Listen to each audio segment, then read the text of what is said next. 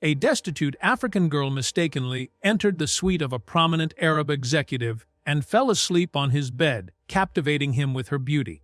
Penniless, homeless, and without refuge, she roamed the corridors of a lavish hotel where she didn't belong, searching for warmth and safety.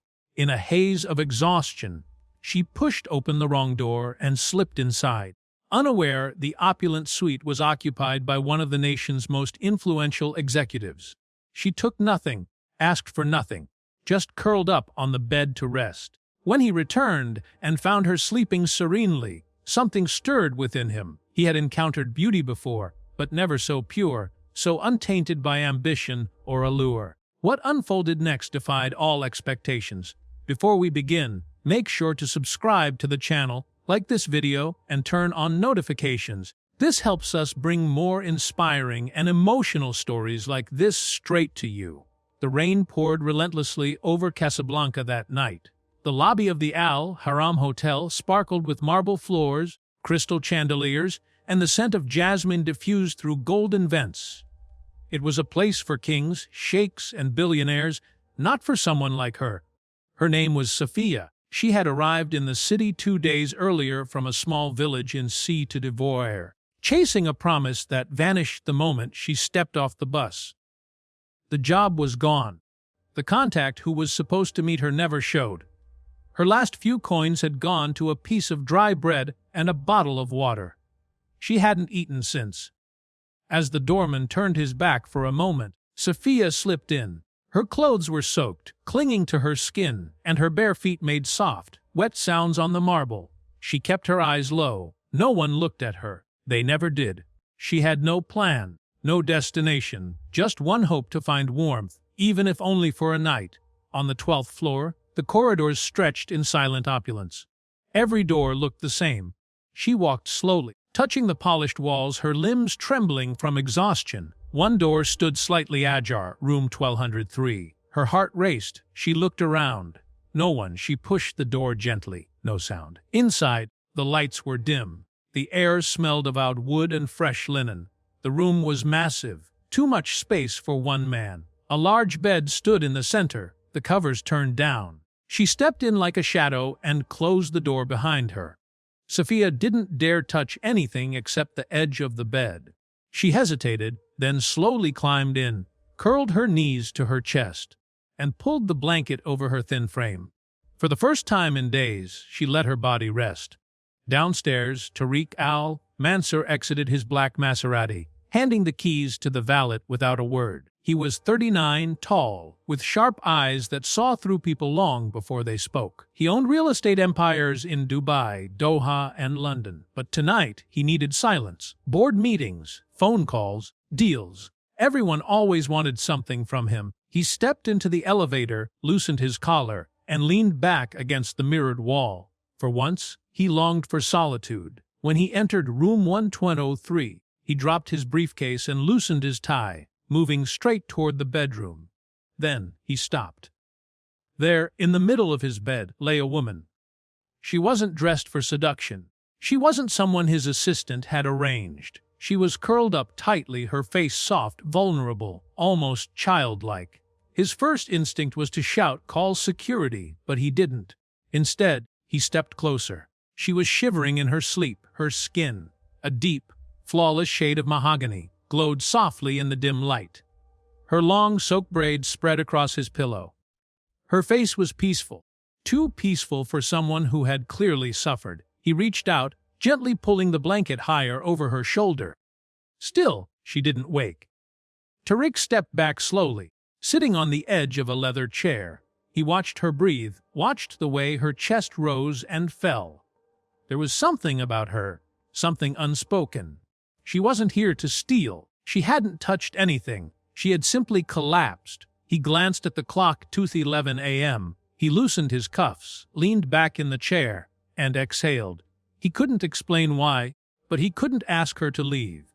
And so, for the first time in years, Tariq al-Mansur fell asleep in his own suite, in a chair, watching a stranger sleep in his bed.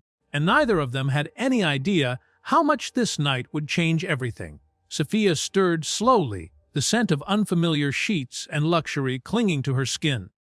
For a moment, she thought she was dreaming, maybe still asleep on the bus, still halfway between her broken past and an uncertain future.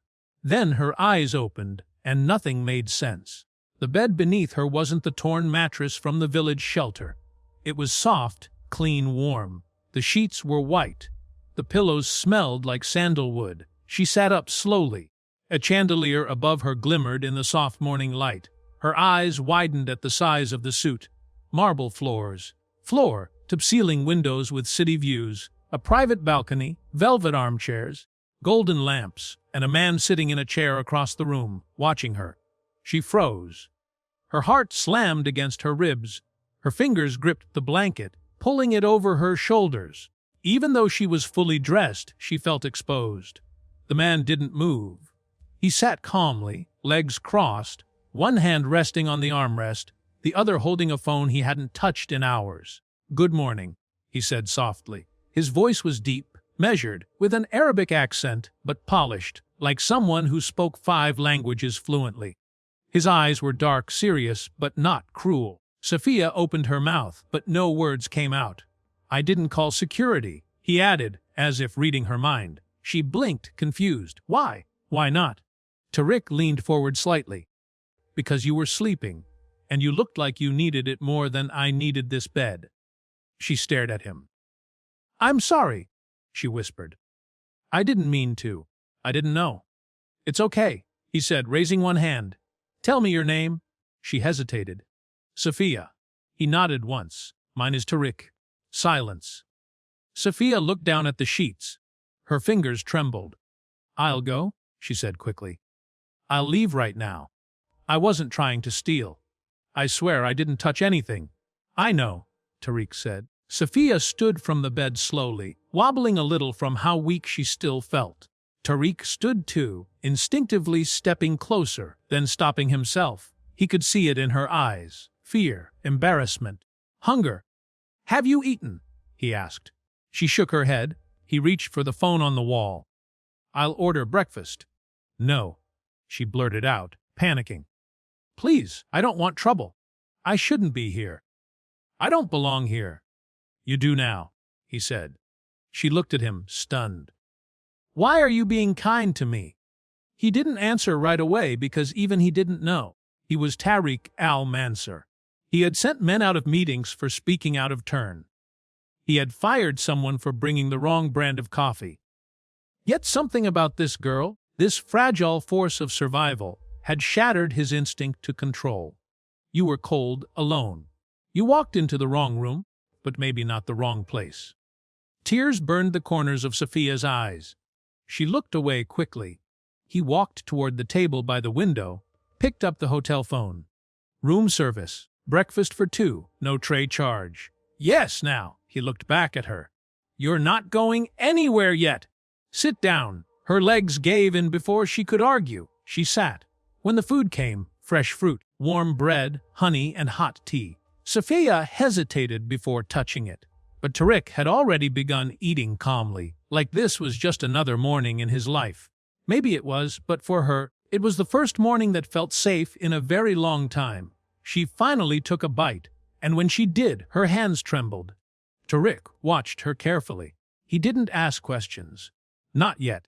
But he knew he would. Not because he needed answers, but because for the first time in years, he wanted to know someone's story. And he wanted that someone to be her.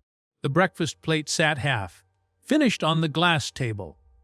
The air inside the suite felt quieter now, like both of them were waiting for something to break the silence. Neither of them had the courage to touch it. Sophia sat with her fingers wrapped around a teacup, even though the tea had gone cold. Her shoulders were still tense, her back straight, as if she might be asked to leave at any moment. Tariq noticed it all. He had learned to read people. Body language, tone, even silence.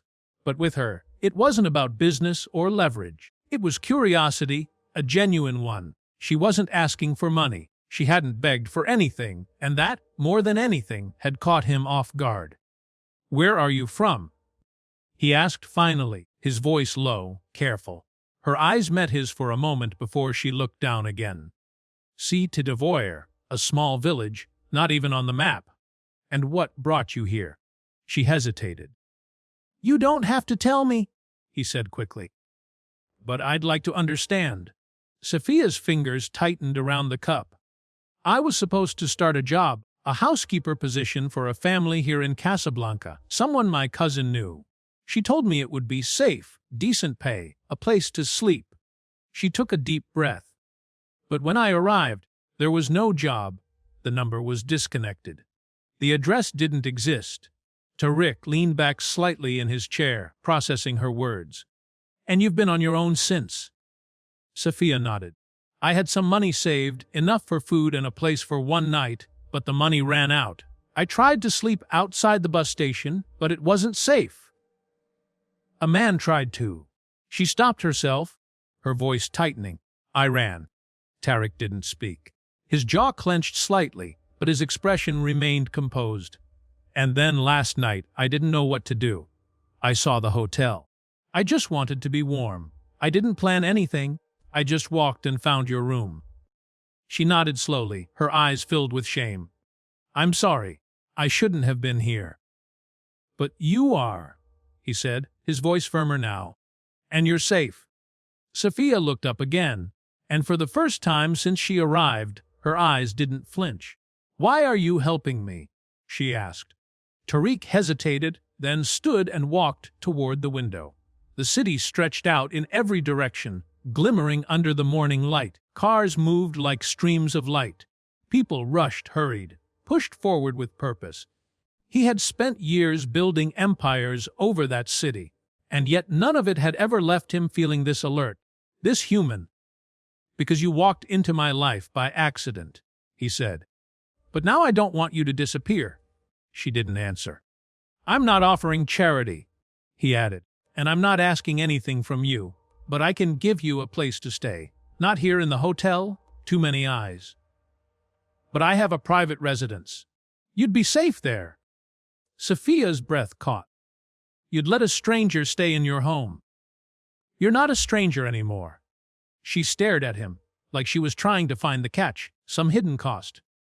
There's no catch, she asked. No, Tariq said. But there is one condition. Her guard went up again. You speak the truth, he continued. Always. Whatever you've been through, whatever you're afraid of, don't lie to me. I can protect you, but I can't protect a lie. Sophia nodded slowly, the weight of his words sinking in. He was offering her more than shelter.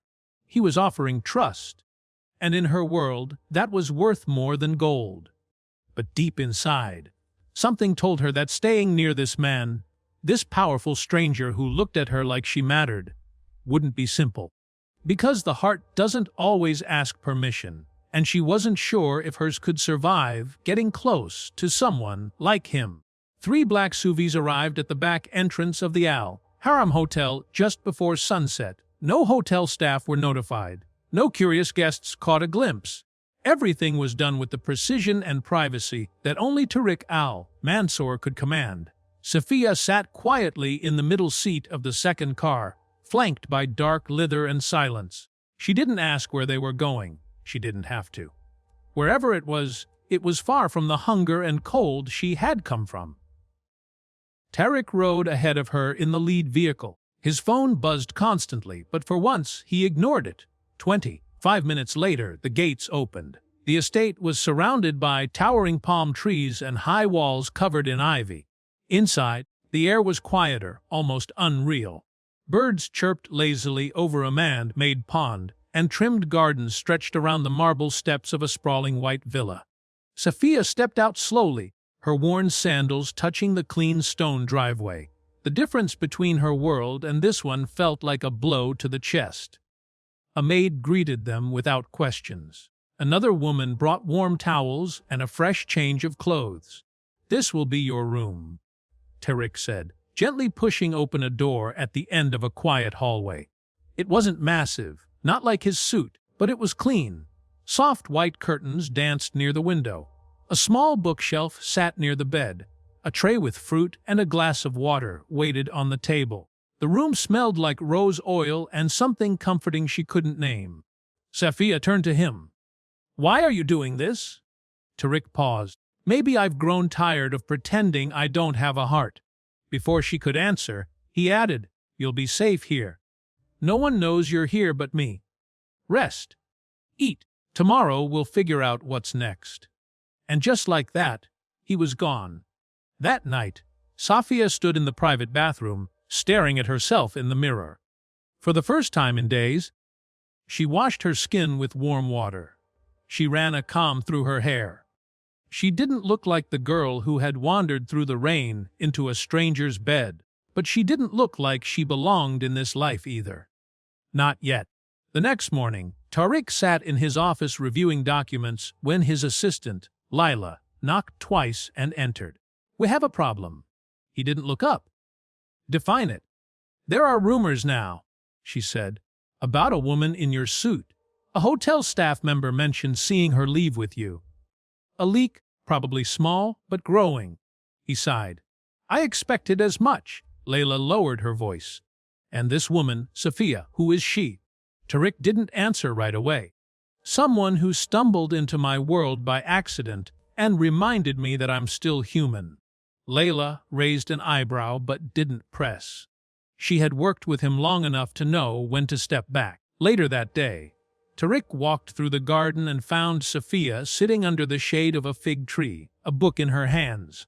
She had taken a shower. Her hair was wrapped in a scarf. Her skin glowed under the light. He stood in silence for a moment, watching her read. "You found the library?" he said. She looked up, surprised. "It's bigger than the school I went to." He smiled faintly. "You'll have access to all of it. Anything you want to learn." She placed the book down. "People don't give like this without asking for something in return." Tariq sat beside her, his voice soft but steady. "I don't want anything from you. I want something for you. Peace, dignity, a chance to decide who you want to be." Her lips parted slightly, stunned by the kindness in his words. No man had ever spoken to her like that. But before she could respond, a phone rang. Tariq answered. His face changed. He stood up quickly. "What is it?" she asked, her heart racing. He looked at her, jaw tight. "Someone from the press found out where you are." By morning, it was everywhere. Tariq's face, Safia's silhouette, a blurred image of her stepping into the SUV at the hotel exit. The headline read, "Arab billionaire seen with mystery woman. Not from his world." Below it were insinuations, assumptions, and cruel guesses that she was a mistress, that she had been purchased, that she was nothing more than an exotic affair. Safia saw it first. She had woken early and wandered into the sitting room where the staff left the newspaper. She stared at the photograph, her breath caught in her throat, her fingers trembling over the page. Her face wasn't clear, but she knew. She could feel the weight of it. Her chest tightened. She wasn't used to being seen, let alone judged by strangers. Tariq found her standing there, barefoot, motionless. "I'm sorry," he said before she could speak. "They weren't supposed to know." She turned to him slowly. "Why are they saying those things?" "Because they don't know who you are," he replied. "And the truth doesn't sell like gossip does." "I didn't ask for this," she said, her voice small but sharp. "I know," he said gently. "But it found you anyway." Safia sat down, the newspaper still in her hand. "They think I'm nothing." Tariq crouched in front of her, his voice low. "Let them think what they want. You don't answer to them. You answer to what you see when you look in the mirror." She didn't respond, but something in her eyes changed. She wasn't crying. She didn't flinch. She just nodded, barely. Still, the damage had been done. His board members called. His investors panicked. His mother sent a message from Dubai, short and coldy. "Do not embarrass the family." Tariq had spent his life carefully controlling his reputation. Every public move was calculated, every partnership polished. He had worked too hard to build his name, and now, one moment, one girl was threatening to shatter the image he'd built brick by brick. He had two options: hide her or defend her. He chose the one no one expected. At 3:00 p.m., he stood in front of a press wall at his downtown office building. Cameras flashed, microphones pointed toward him like weapons. Tariq adjusted his cufflinks, straightened his collar, and stepped up to the podium. "I will address the rumors only once," he said. The crowd quieted. "The woman photographed with me is not an employee. She is not a scandal. She is not a secret." He paused. "She is someone who entered my life by accident. Yes. But what she's done since then has shown me more strength, more dignity, and more grace than I've seen in boardrooms or banks." Murmurs swept through the press. "I will not answer questions about her background because that's her story to tell. But I will say this, if your only reason to question her worth is the color of her skin or the clothes she wore that night, then the problem is not hers. It's yours." His voice was calm, steady, but it struck like thunder. He stepped away from the podium without another word. Later that night, Sophia watched the footage in the safety of his estate, eyes wide with disbelief.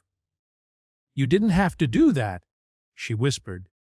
"I did," Tariq said, standing in the doorway. "Because silence would have meant I agreed with them." She turned to him, her voice barely holding. "But now they'll come after you. Your business. Your name." He stepped closer. "My name means nothing if I have to step over people like you to protect it." Sophia looked at him for a long time. She didn't speak, but for the first time, she didn't feel like a mistake in his world. She felt like a reason. Still, deep down, she knew this wasn't over. And Tariq knew it too. Because in his world, love had a cost, and this was only the beginning of the bill. Tariq stared at the message for a long time. His uncle's voice echoed in his head. Send her away or lose everything. He didn't respond. Instead, he walked out into the garden where Sophia sat reading beneath the fig tree. She looked up when she saw his face. She already knew. "They're forcing you to choose," she said. He nodded. "They want me to pretend this never happened. To pretend you never happened." She closed the book softly. "Then maybe I should go." He walked over and knelt in front of her. "No, I'm not losing you. But your empire. Let them take it." That same day, the board voted. Tariq was officially removed as CEO. The press exploded. Billionaire walks away from legacy for unknown woman. He didn't give a single interview. He disappeared with Sophia, just like that. Weeks passed. They moved into a quiet home by the sea in Essaouira. Tariq grew a short beard. Sophia took language classes. She painted, laughed more. He cooked for her, something no one had ever imagined him doing. The world kept talking, but they stopped listening. One morning, she found him sitting by the ocean, sketching something in a leather notebook. "What's that?" she asked. "A school," he said, "for girls in your village." Her hand went to her chest. "You don't have to." "I want to." He looked up. "You gave me back my soul, Sophia. Let me give something back." That night, she couldn't sleep. She watched him through the window as he built blueprints, page after page. For the first time, Tariq wasn't building for profit. He was building for purpose. Within 3 months, the foundation was established. Tariq financed it solely with his personal funds. No donors, no publicity. The school was set to open in under a year. Sophia returned to her village to organize preparations, while Tariq remained behind.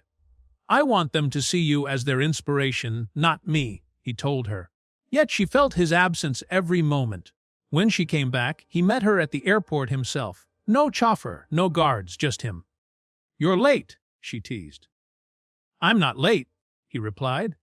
"You're early." Her laughter rang out, and for the first time, he kissed her openly, unafraid, unashamed. The world didn't collapse. It paused, holding its breath.